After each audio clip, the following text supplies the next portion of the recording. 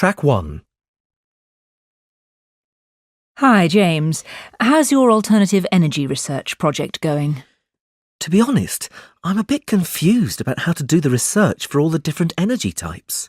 Well, the first thing you do is to make sure you focus your question, otherwise you'll have too much to read and you won't be able to select the key arguments. So how do I do that? Start with the general topic of alternative energy and then keep asking questions until you've narrowed the topic down to one particular area. Then, when you have your question, make a list of the reading you will need. This list should be general to give you some background, but remember you'll need to focus on the issues related to the question, so the reading list should also be specific to the actual energy source you've chosen, whether it's wind or solar or wave power. And then start reading? Absolutely. You need to start straight away, but don't forget to make notes as you read. Otherwise, you won't be able to keep track of ideas for future reference purposes. Yes, that makes sense. I think that's my main problem. I don't recall where I've read different ideas, so I can't find them again later.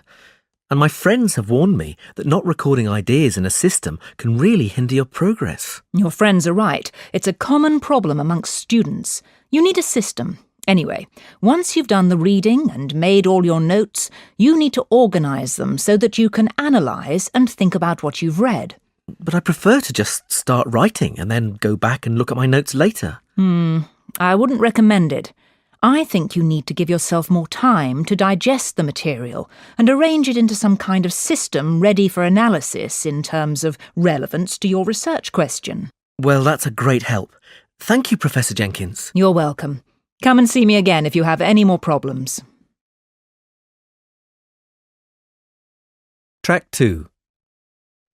Hi, Mary. How are you? I'm fine, thanks, John. How's your essay going? Not so good, actually. Would you be able to help me with it? Of course. What do you want to know? Well, just the type of information you're going to write about. I won't copy you. I just want some ideas to get me started. Well, Mr. Jones advised us to focus on just 2 or 3 forms of non-traditional energy for our evaluation. So I think I'm going to choose solar. It's fairly easy to evaluate. Are you going to explain both the positive and negative aspects? Well, Mr. Jones warned us not to get too involved in the ethical aspects of the topic, so I'm going to structure my essay by using the advantages and disadvantages of each energy form. That's why I also want to talk about biofuels. I think there are more disadvantages. Oh, I see what you're doing. Using the negative points of one to highlight the positive points of the other. That's a smart idea. And what about the third energy source? I was having difficulty choosing between nuclear and wind because they're both problematic, but I've decided to do nuclear for my presentation instead. Thanks, Mary. Chatting to you has helped me think a bit more clearly about my essay. That's fine. Good luck with it. Track 3. Hi there, guys. Nice to see you. And you. So, are we going to finalise what we're doing for the environmental science presentation today? I hope so. The presentation is next week. Actually, I wanted to talk to you about this because I think we need to take out some of the information we're including. Oh, really? Like what, Shirley? Well, I'd like to suggest taking out the background details. I think it's just too much information to fit into 10 minutes. But isn't it important to make sure the audience understands the context? I don't think so. And anyway, we could include the background details on the handout. OK, I'm with you on that. Chris, what do you think? Yes, OK, that's fine. I'll add the details to the handout. Anything else? Yes.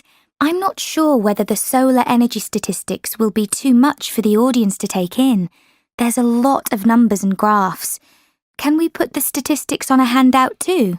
I see your point. We don't want people looking at lots of numbers while we're speaking. But without the statistics, I don't see how we can support our main ideas. Actually, you're right, Tom. I hadn't thought about that. In that case, can we delete the diagrams? It's going to take too much time to explain them. Let's think about that a bit more.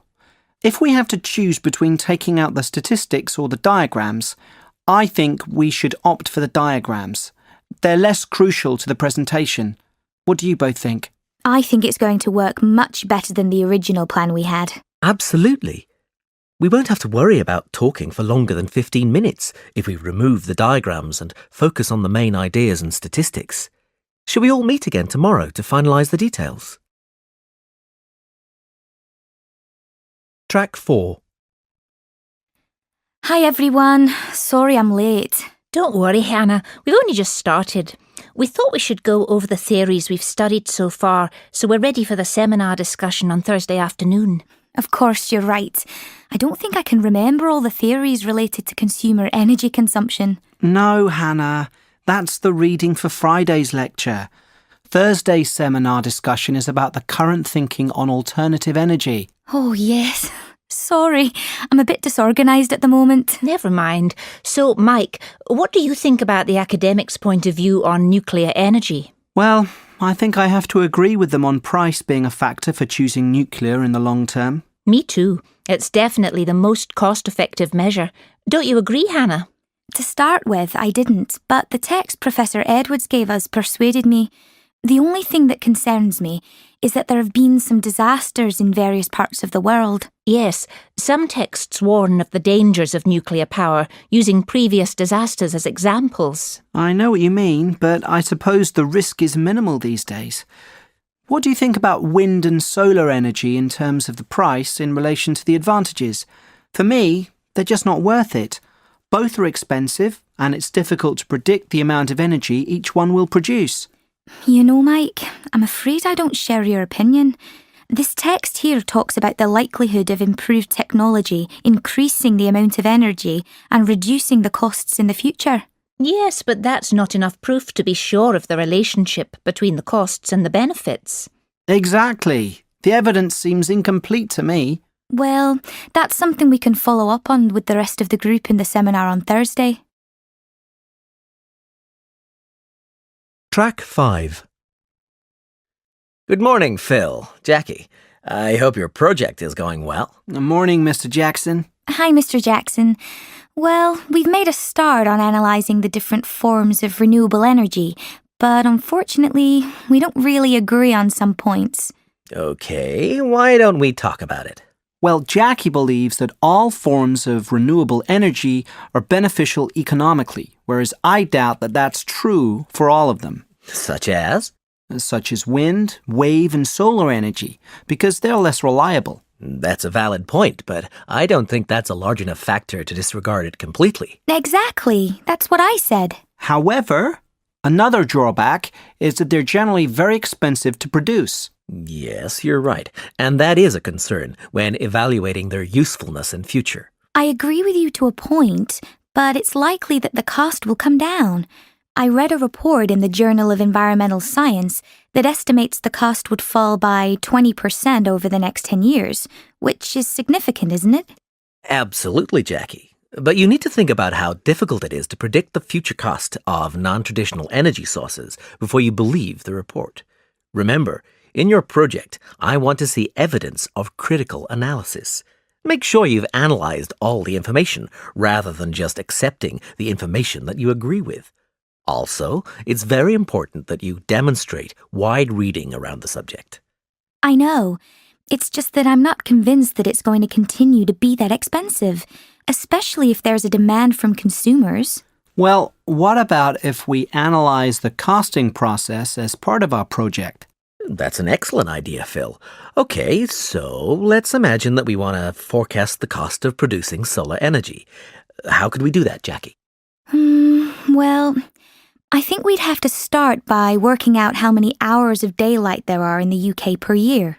The Meteorological Office would have data on that. Then estimate the number of hours of sun to get a rough total. And then I suppose we'd need to work out how much it would cost to supply the average home with solar power, and then extrapolate that to get a number for the whole country. Good. And don't forget the price of power conversion stations. This will have a significant impact on overall expenditure. And there's one more factor you haven't taken into account yet regarding the consumers. Whether they would change from traditional to renewable energy?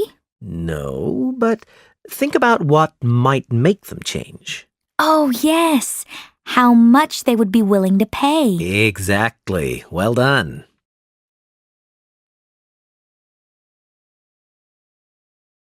Track 6.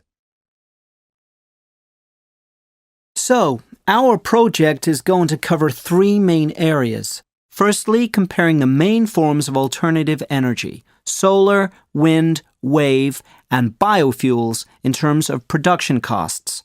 Secondly, we'll take solar energy as an example and do a cost prediction. And lastly, we'll analyse whether they're likely to replace traditional fossil fuels in the future. That sounds like a comprehensive project with a good focus. Now, what data are you going to use and what approach will you use for the analysis? Now that's something we do agree on. We want to use the reports you gave us in our last lecture and some statistics from the Government, Environment and Energy Department. In terms of analysis, we're going to use a cross-referencing method where we compare each of the government reports with the Robertson report and highlight any differences. Then we'll analyse these to see why the differences exist and where more research needs to be done.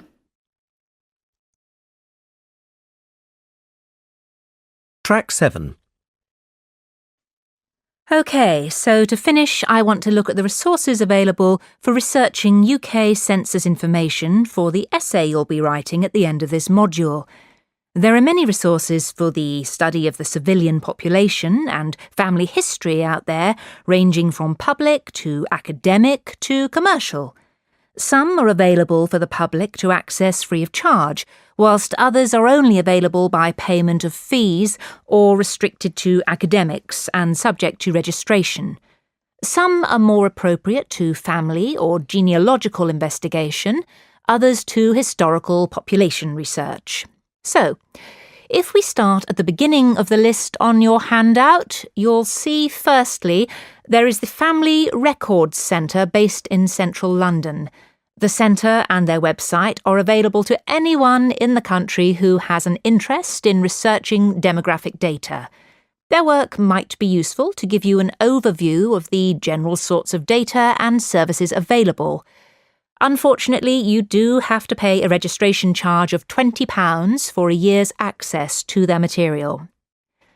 The next resource on the list is Genes Reunited, which is mainly for people who want to find out more about their ancestors. There are some good interactive tools on this website, especially the one which shows you how to manipulate the National Census Association's statistical data. Although Genes Reunited is very useful, it is used by a range of businesses and therefore accessing the site will cost you.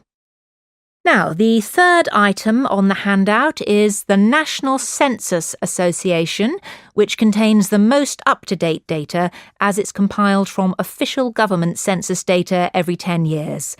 Both companies and individuals are able to access all their resources without payment, so this may be a good place to start your research.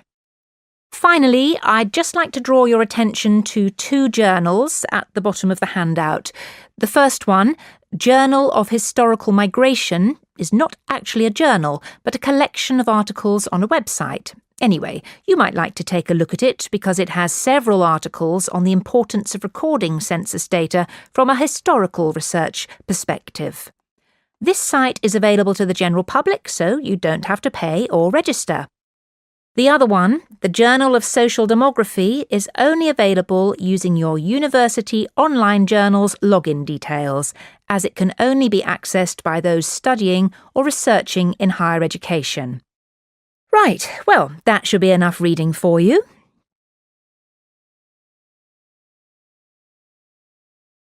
Track 8. Today, I'd like to continue from last week's lecture by looking at what helps people successfully integrate into a new culture.